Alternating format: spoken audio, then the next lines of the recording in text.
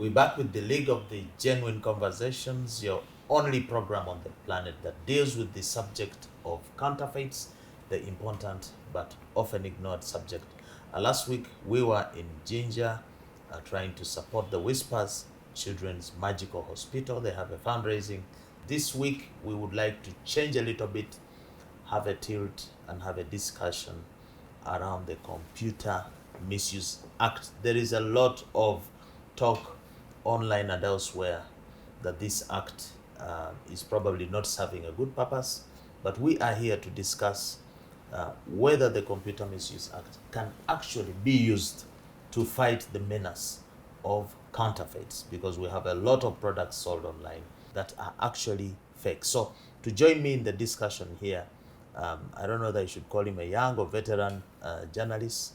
Anybody who has been in a profession for 10 years is fit to be called a veteran. Derek Chiyonga, are you a veteran journalist or you are a young journalist? I think now I'm a battle-hardened Middle-aged journalist. soon to be a senior journalist. Derek Chiyonga is a journalist. He is currently working with the Daily Monitor. He has had a sojourn with the Observer. I first knew you as a court reporter. Yeah, exactly. And you're one of the few journalists who can write good English. Few. You must have gone to an international school or something. How do you manage to write good English in this town where you will not find something that is published that does not have grammatical punctuation issues? I think it goes down to reading, trying to keep yourself updated and reading a lot from different, sources.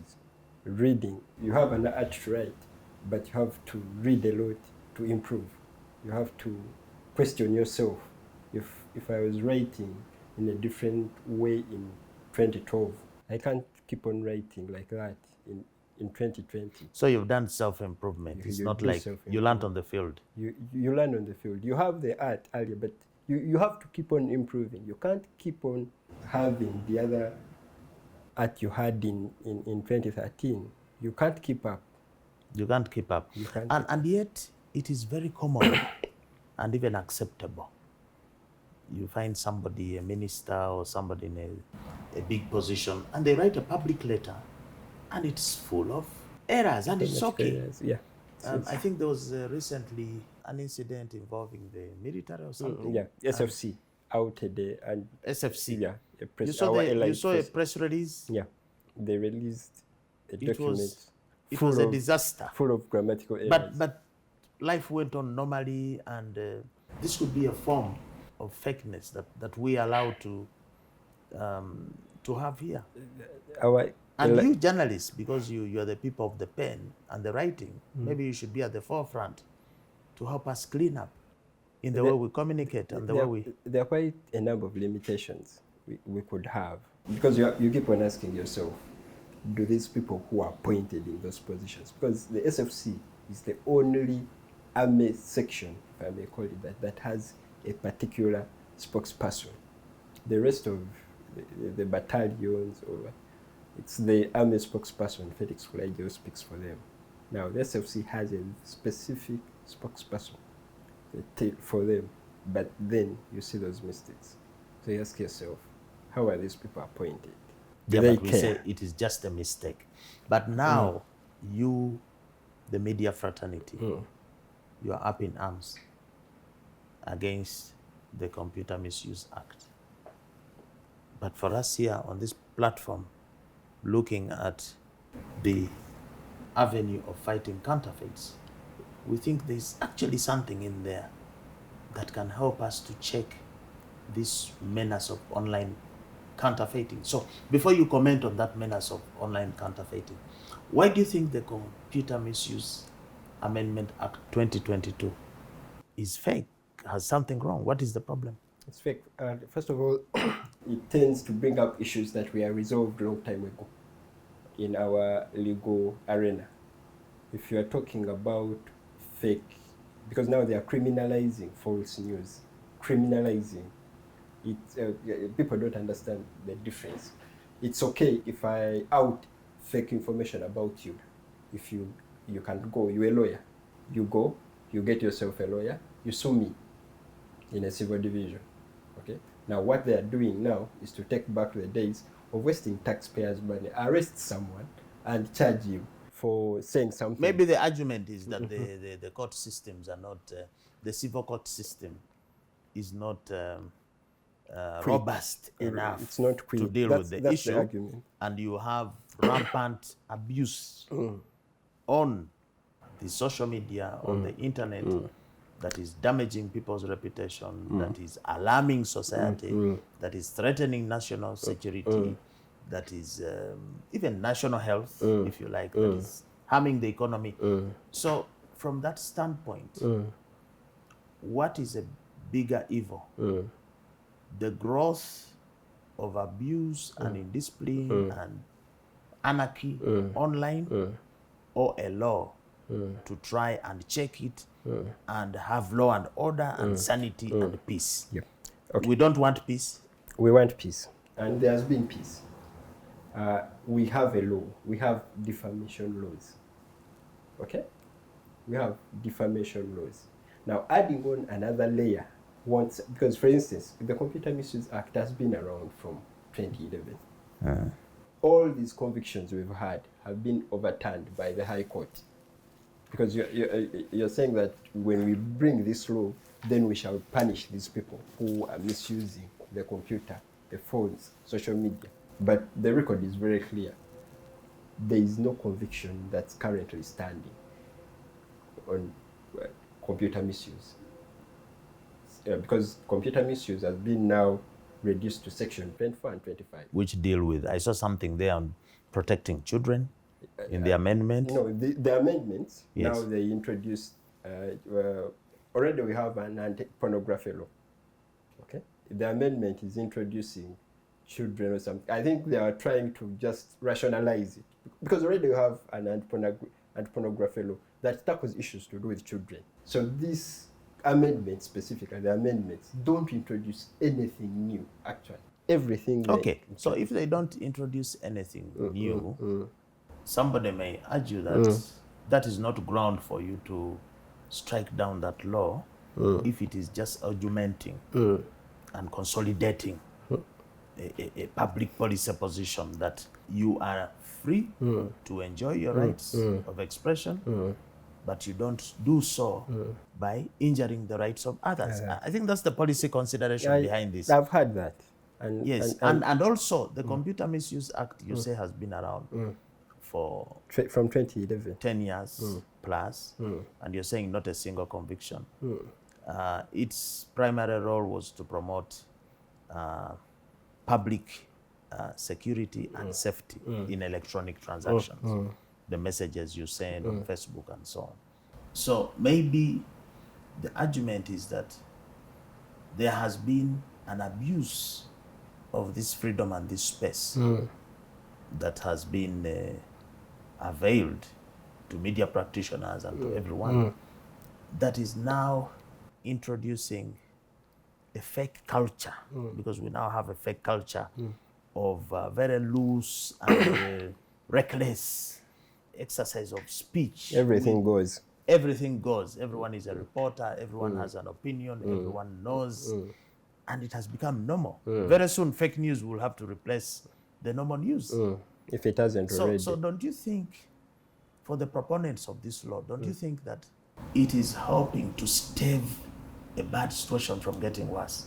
I don't think it by the threat of criminal action. I don't think it can.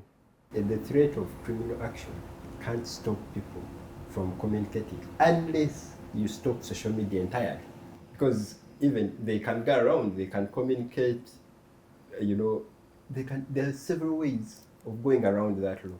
Several, actually, people have started using several ways. If they disguise their communication, right? So there are several ways of going around that law. So I don't think introducing those amendments will, whereas I agree with you that there is gross abuse on social media, but I don't think that going the other side, because for me, okay, what should be done? You are the government. Yeah. You know very well that laws are created to stop a mischief. We have a mischief That's if that's the spirit. For me, I don't think the spirit of bringing that law is true. But do you agree that we have abuse? Yes, we have a problem. And it's affecting Because children for me, and I everyone. think the reason How do you sort out the mischief? the mischief can only be sorted out. I'll just give you an example. What happened in UK when they had riots? Remember London, when London was burnt down? Over what? Those young people who ran amok, was it in 2010 or 2011? The young people, criminals, young people around the age 22, 19, they ran amok. London was nearly burnt down. But just imagine the reaction of the police that side was not to bring laws, to do. No, they just went looking at cameras. They say, okay, this guy stays here, so they go and arrest that one. They go and arrest that one. There was no the reaction we normally have here of. But they still use the law. Yeah, they used the law to criminalize the act. Yes, the act. Okay, so criminalizing those acts is not wrong. Yeah, but you're saying maybe the way it is executed. Yeah, exactly, the way it's executed.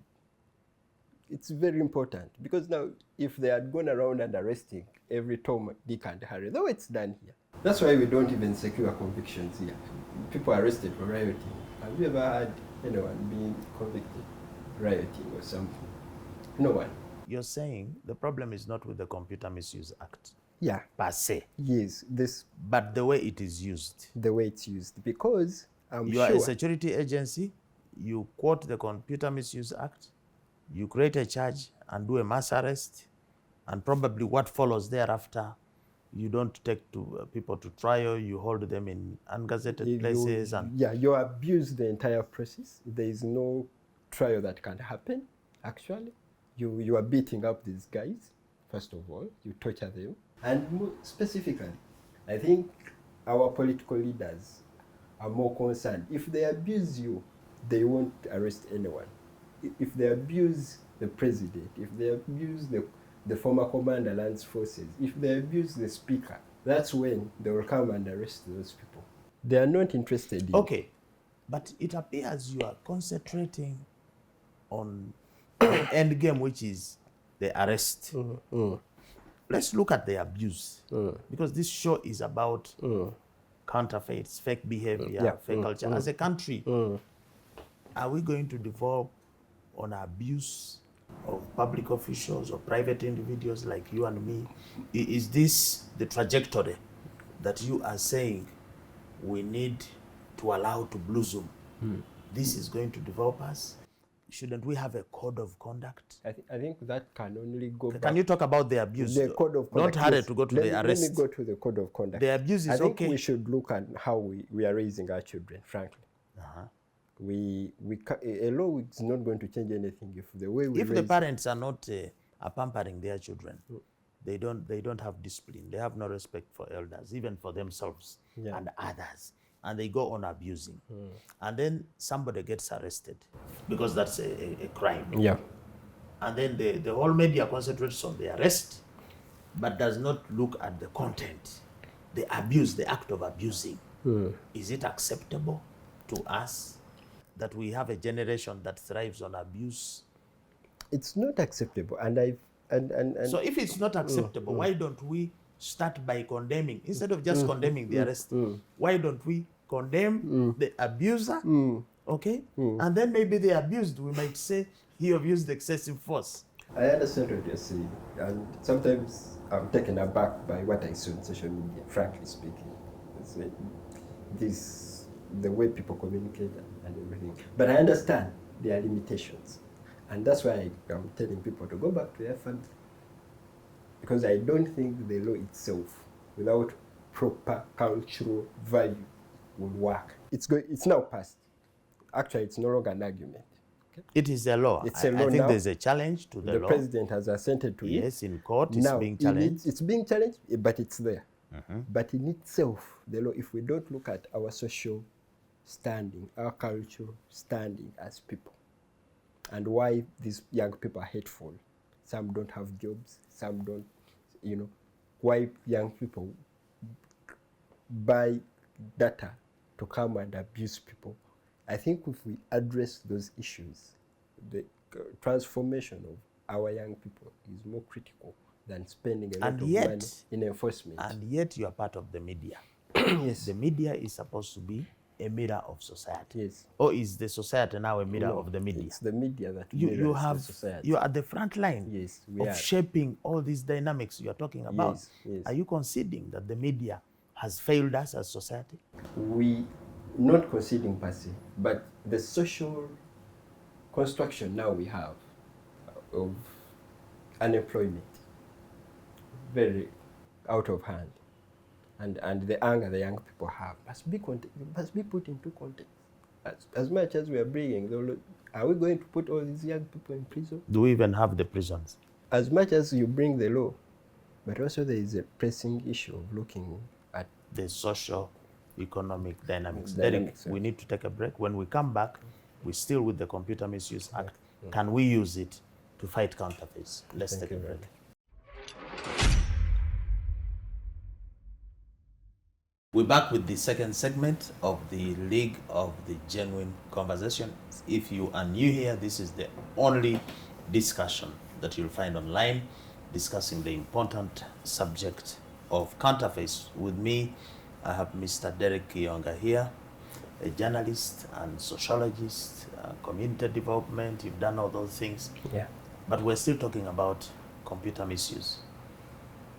Because I have not had any media outlet hailing the Computer Misuse Act as an act that can actually help us to fight the menace of counterfeits, in line with the rampant problem that we have of sale of a lot of fake products online.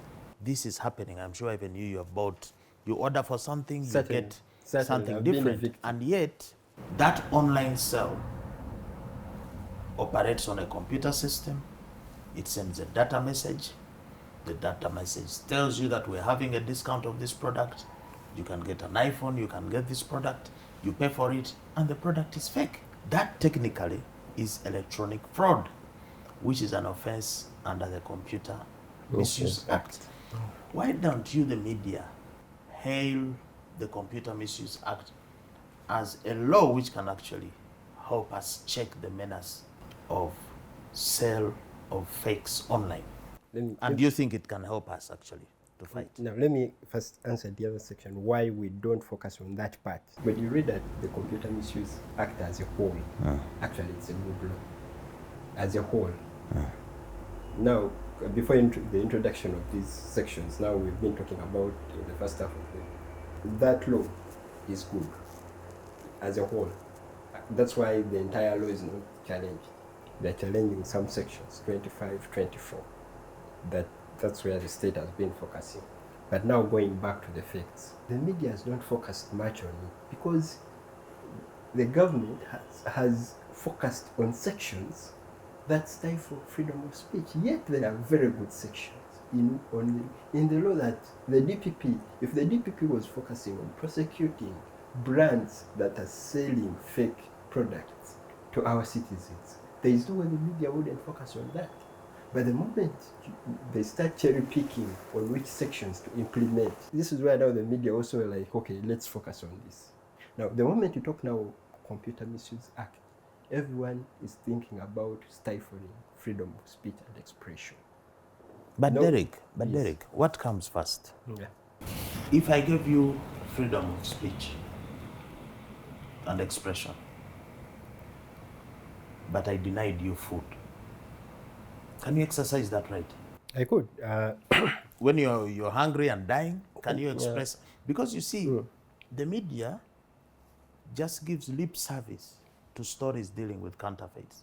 You'll have a smarting headline, fake tomatoes, or they are fake eggs. But the attention span, the amount of time you spend as media on that story, one, no follow-up. No One follow-up. small headline, no follow-up. Now, whereas I don't doubt that the freedom of expression is fundamental, but the right to food which we have not even included in our constitution as a fundamental right, is, I think, beyond even a fundamental right. This is sacrosanct, it's sacred. For some, We all need food. live. Yeah. So I am saying, you media people, why are you not supporting the fight against counterfeits when you know that the people that you're supposed to serve and you're supposed to be, I don't know, a mouthpiece or eyepiece, I don't know, whatever you call yourselves, you're supposed to guide us to shape our opinions and our behaviors, and you yourselves consume counterfeits because there's a lot of counterfeit in the accessories you use in the media houses, from cartridges to I don't know what spare parts. Everything is fake. The computers. Yes. Now, as an agent of change, as an agent of transformation of society, you are just concentrating on, if a government goes for somebody, that's where you go. You will give the coverage on one politician the whole time. Don't you think the media is letting us down? And moreover, you were talking about social. Remember what you said? The unemployment and so on. Counterfeits are causing unemployment.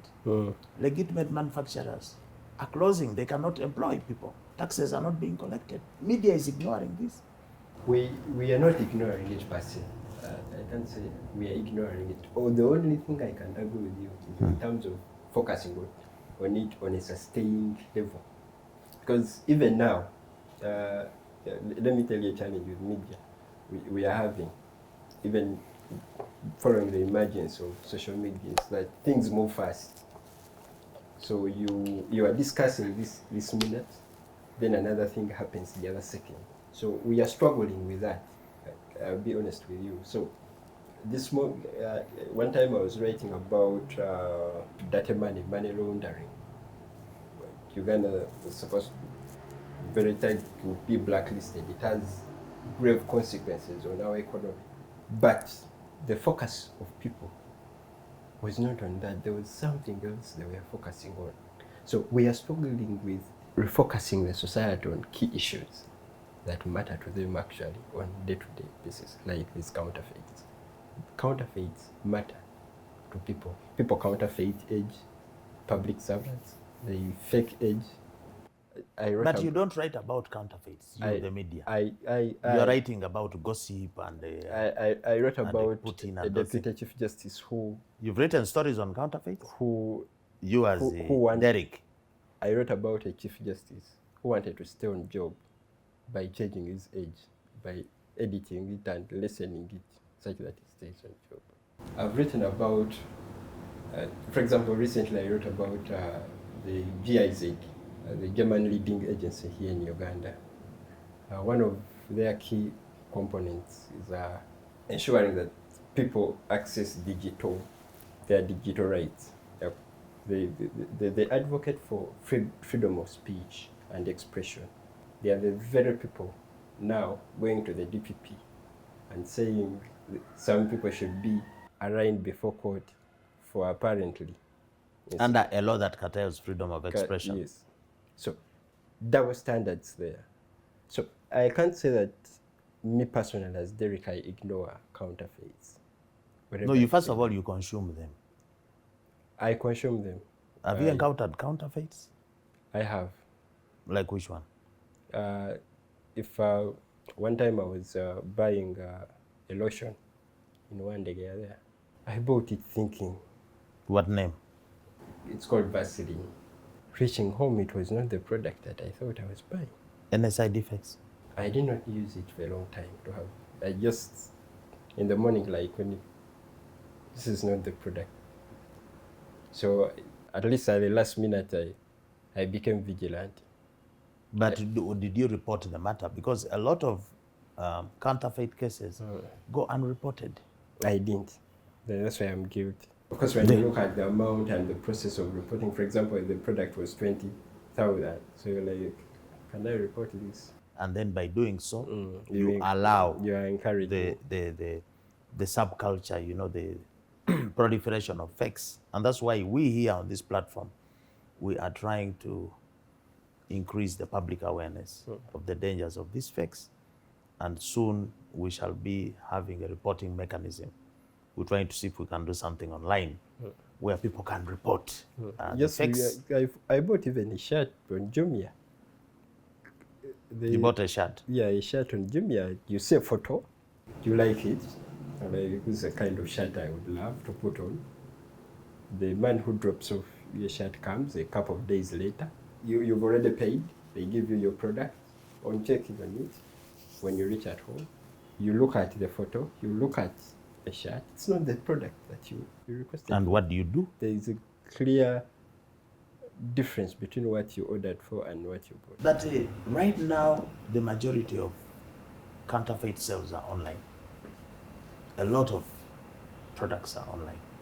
And I'm saying, is it not in your place actually as media to refocus? Because there's a public outcry.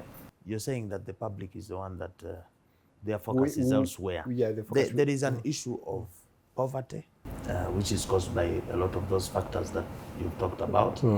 But I am thinking that media, as the fourth estate here, could be complicit in this problem that we are having. And therefore you, as somebody who is part of this institution, maybe you need to have a call to action for your stakeholders, because they are part of the consumers. Yeah, complicit. Are we enablers? When I say we are enablers of counterfeits, I would not say that we are enablers.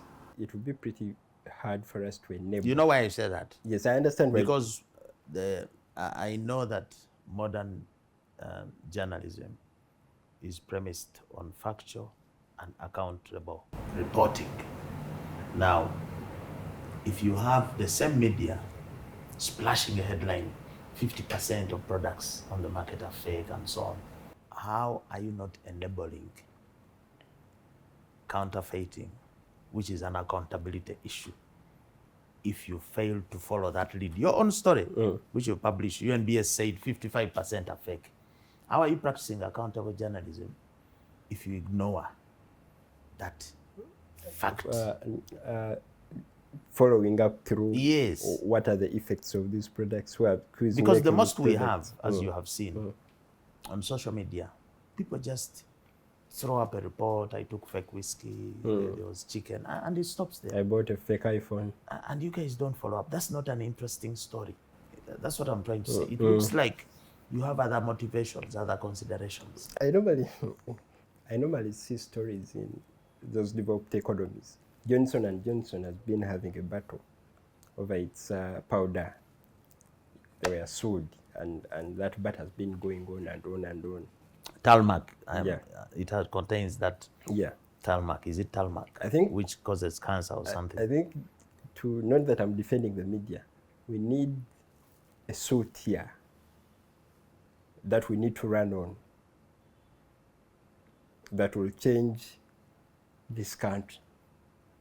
And you need to go to court. Someone needs to go to court, because the media will run on that story. We will get something to report on. If, say, like it was in UK and in US, Johnson & Johnson was sued, big billions of US dollars are being demanded. But you kept on, you media houses, advertising and promoting Johnson & Johnson baby powder here. Yet you are the same guys. Your partners, international media, were reporting this thing is banned, it kills. Local media was actually promoting ads on Johnson & Johnson. Why didn't you do a story to say Johnson & Johnson is banned in the US? I found it in Tinder, in Ginger, it is selling. Well, maybe UNBS cleared ours. You don't manufacture the product. We don't. From the source where it's manufactured, it has been condemned. So you think UNBS would have the capacity to test and enhance the quality of the Johnson & Johnson, which is banned, to do that? No, they can't allow these products here. I think, Derek, for your level of understanding, you're above, because the negligence, we have those drivers. I know we are going to break. You can see under Duncani, negligence. We are negligent. The consumers are negligent. The brands are negligent. the regulators are negligent, the media is negligent. Negligence as a factor that is increasing counterfeiting. Yeah, let me go back to Johnson and Johnson, because there is an economic perspective you brought, like as media houses advertising a product that has issues. That is banned, yes. Yeah, in other countries. Even Monsanto, glyphosate and all those. Monsanto, I think, was doing a weed, something to control. Even I've seen these cars, TX. Weeds. There was a big story there. There was also a big suit. But are we doing anything? Our media is talking about gossip. Media is not gossip. I take the challenge back to you as a lawyer who has been in litigation.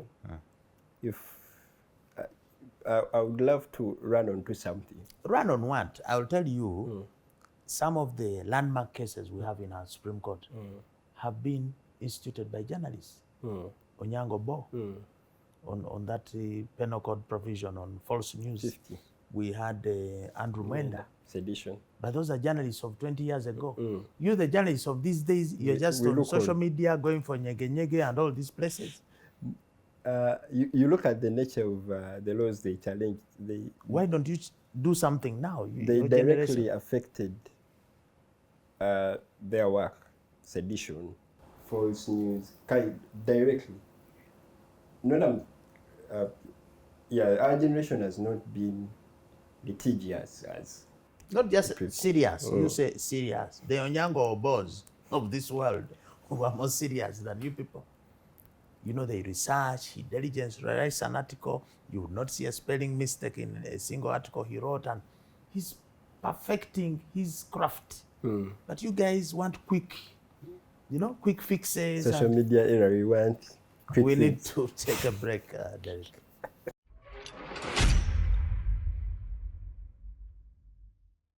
We're back with the third and last segment of this episode on the League of Genuine Conversations. I am here with Mr. Derek Chiyonga. I'm sure many of you have read from some of the articles that he has written. We are discussing broadly whether the Computer Misuse Act can help us to fight counterfeits. And your last word on that, as we're going to fake news now, a form of counterfeit journalism. In general, this law can fight counterfeits. There's no doubt about it. The way it's coached, generally, a sell online in particular. Those that sell on digital platforms. Fake products. And mainly now, our people want to buy online. They don't want to go downtown. They don't want to hustle. They want to stay in office and buy products online, and they deliver them. But then, maybe we just don't know. We can't read well the products. Are you saying that the journalists or the media houses don't understand counterfeits well? Yeah. First of all, do you know what a counterfeit is? I know it. What is a counterfeit? Something that mimics the original product. It looks like imitates, but it's not the product. So you're saying that part of the reason why journalists may not be having a complete buy-in in fighting counterfeits, they simply don't understand the subject well. You wanted to give an example. That's a very big possibility. I'm going to give this one. I bought my son this ball. I went to a sports center. Where? To buy a ball. Now, when you look at it. Where did you buy this? Asiatic Sports What Center. name? You show the camera the name. When you look at it, if you're not... What name is that? Let's see. Audisi, something like that. It's a Chinese company. Audisi, let me see. Audisi. I've not seen this before. You can see the name. It is called International Standard Approval All Weather. Yeah, this is a Super Bowl. No. Made in China. Super rubber. Yep. Yeah, but this one can score a goal. It is okay. What is your issue? It's okay. what is your question about this? Whether it's a My counterfeit question or not? is, when you look at it, when you go buying, you may think it's Adidas. Adidas is one of the biggest brands, if not the biggest, in sports, in the sports arena. So, if you're not vigilant, you will buy this ball thinking it's Adidas, yet it's not. So it happens in all these sort of products we buy. You go and buy, you're thinking you're buying an iPhone. No, but if you know English, you saw there is a name there, which is not Adidas. I'm not saying that I bought it under the impression that it's Adidas, okay? But there is a possibility. There is a resemblance. There is a resemblance. With For me, I the knew this Adidas, was, yes, which is a well-known brand. Yeah, the well-known brand. I think there is a cynical plan and calling this company. Okay, so the nearest to counterfeiting that this product can have, in law we call it passing off. Something passes off as the original or the genuine product. But I don't know if this trademark, this name, is registered as a trademark. Did you check it? Is it registered? When I checked, I just saw that the company exists, but I didn't go into... What do you mean the company? Because this is what they call a trademark. Yeah. This name is what they call a trademark. And this trademark is registered and you're given a license that allows you exclusive use of this name in the market to distinguish your product from the others. Yeah. So this will not be a counterfeit if this is registered I think it's as a trademark. But yes, I understand your point. And they couldn't have, maybe they don't have a problem.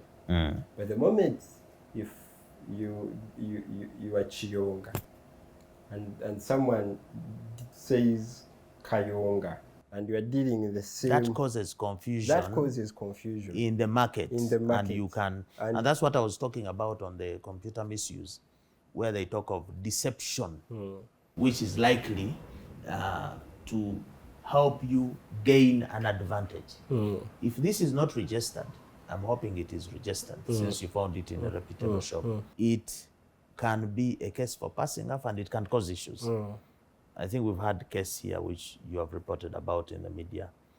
There was a fight, I think there is still a fight between Coca-Cola and Reham. Reham, yeah, I recall that one. They had even to change the packaging. I recall the first packaging. The bottles was so similar. The trade dress. We even had one of Cafe Javas and the other shop, it's called Java House. Java House. Yes. Over those names. The similarity over those names. Yes. So can easily cause confusion. Yes, but now what is interesting, you've been a court reporter. And at the same time, you as media houses, you report these cases. So you have an opportunity to read and appreciate the subject. So I think still you don't have an excuse why you are not leading society. Because this is a vice. This is a vice that is eating us up. And I think there is a role that we all need to play to ensure we stop this. Yeah, I think that as a community, as a society, the media is taking punches, rightly so, probably.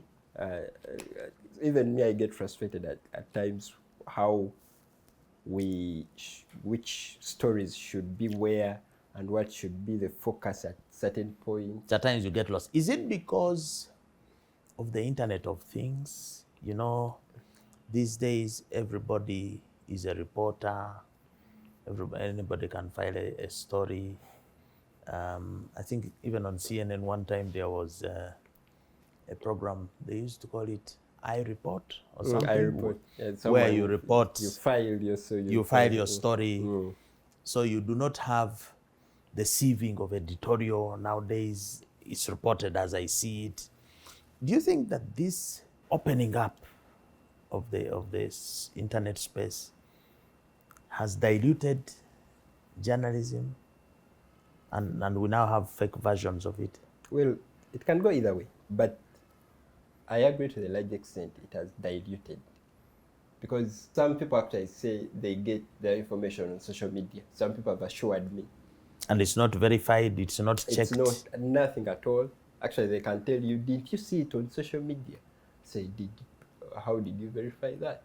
How can you say that it happened just because someone on social media said so?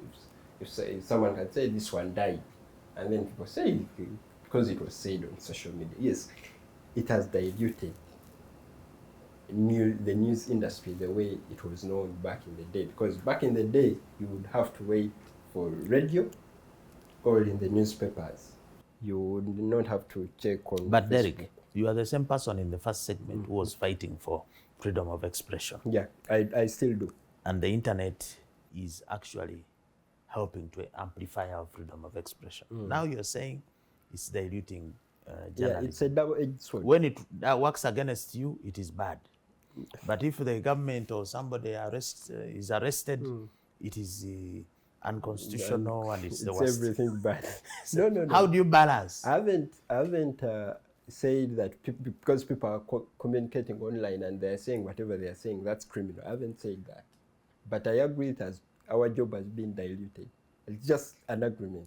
We as media houses just have to find a way of going into in-depth reporting, into thorough research, into investigating pieces, rather than being into clickbait. It's us to think out of the box. There are certain things you won't know. I will know because I'm a media person.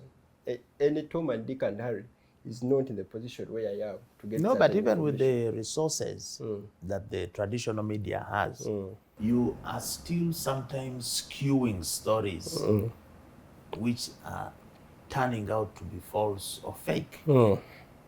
It is common practice that whereas you're supposed to have factual reporting, you skew the facts and make it look like, to get a different outcome. So you also have fake news in traditional media. It's not just social media. You're also counterfeiting. Well, skewing news depends on how someone wants it, because people have their opinions. I think it's just an opinion. It's not factual. It's just because what you're saying is Monitor and New Vision may go in the same function, but then we come out with very different perspectives because of our editorial policies, right? But both of us are actually right, okay? One time I was at, President Museveni was giving a speech there. They were celebrating their victory. I think it was in 2016. He said many things, but during the process, the ambassadors stormed out, right, from the Western countries. Now, New Vision went with what Museveni had said. It got the gist. That's where for them, you sensationalized for it. For us, we went with ambassadors storming out. We are both right. The ambassadors had stormed out. New Vision went with Museveni had promised stuff for the coming term. They're right. He had said that. But even us, we are right. The ambassadors. So isn't what you wrote stuff for tabloids? No. But is tabloid genuine media? Or it is fake? Would you term it as genuine or fake? Tabloid. Tabloids. And what is a tabloid? A tabloid is not part of the mainstream media. Is it part of the media? It's part of the not mainstream. Tabloid is gossip. Tabloids are into gossip. But journalism is about gossip. No. Journalism is about investigation. Journalism is about looking for facts. That's journalism. Okay, so talk about tabloid. There are a lot of tabloids. They'll write all these things. So tabloids. Is that genuine reportage? Is that fake? We are not homogeneous as a society. We are very different. You may like a lengthy piece that's written by Derek Chionga, over 20,000 words, okay? Investigated this and that. Another person may want light stuff written in a light way. So that person is going to buy red paper and the Sun, Kampala Sun. They are tabloids. They are going to focus on musicians, entertainment, and what happened where, at the beach, and all that kind of stuff. Now that's for a particular audience, because we are not, the mistake we can make is to think human beings are homogeneous. No, but a tabloid can also report on important events. No, they report about important that are dates happening. in a certain way. You, like I told you, they will go. But with a correct factual basis.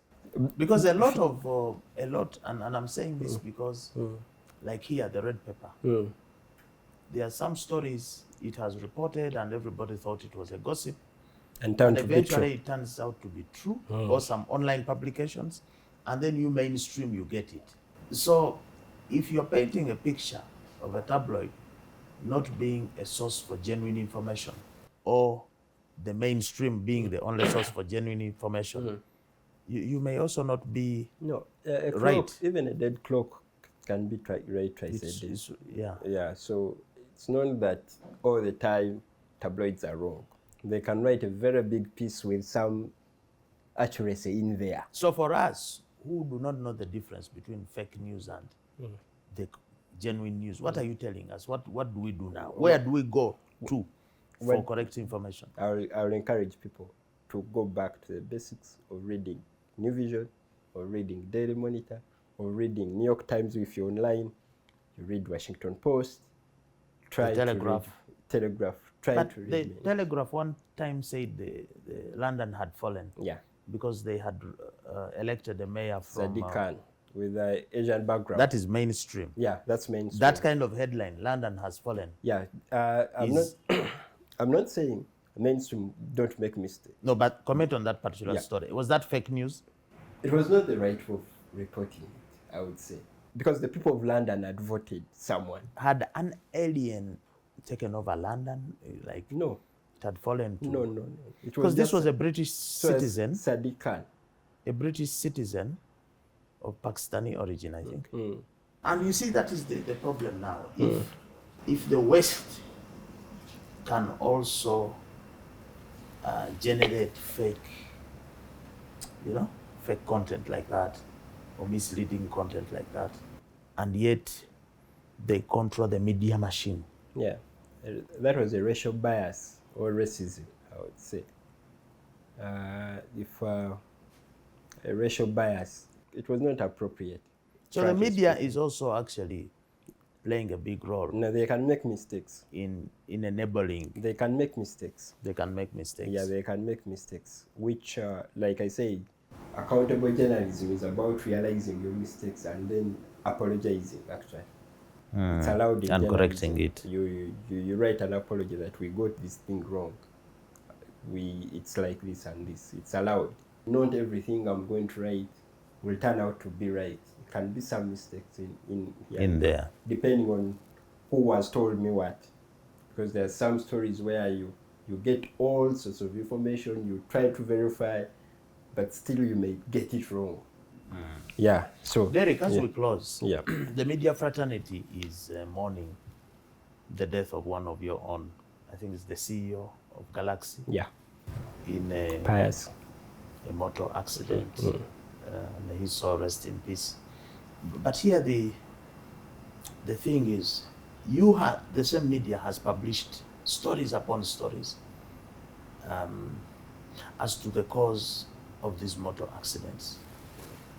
There's a report by the Ministry of Transport and Uganda Police which indicated that 95% of the causes of these motor accidents that claim more than 3,000 lives in Uganda per year are caused by the state of the vehicle.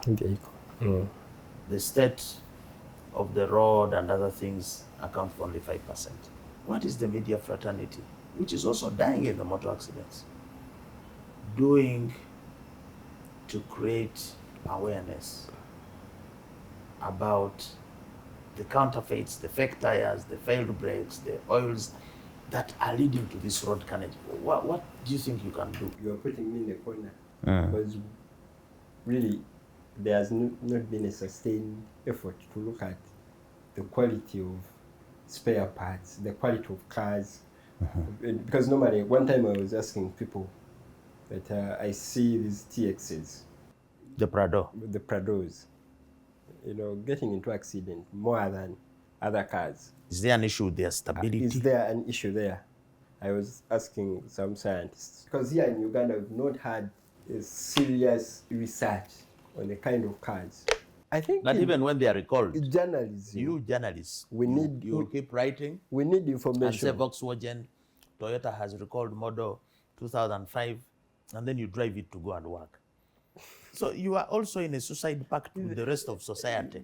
You are, you are our eyes, but you're not leading us. Of course, you drive a car, you hold a Samsung S7, which you saw on TV. It has been recalled, it's burning, and you use it to call me. it's very hard a poor society like ours to return or to give up, because people, you can imagine a smartphone is still a luxury, all right? Someone can spend a year saving for a smartphone. The kind of economic setting we are in for war. In Western countries, they are giving up on cars. For us here, It's an essential. It's not a must. So according to you, as we close, we have the drivers there Yep. of counterfeiting, depreciation, affordability, the poverty, no mercy. What strikes you as that big thing from a journalistic point of view I think that for is me, promoting counterfeiting? the issue of affordability, because it goes with poverty. Because I'm a sociologist, that strikes me. That's the point of Poverty. Poverty. Somebody say the poor man has no principles. Yeah, it becomes very hard. They just buy what they can afford. Don't you think they buy because there's no poor man who can buy something to kill himself if they know the concealed danger? Even if you're poor, but if you know that this thing will hurt my liver, it will kill my child, you'll not buy it. No, they will buy.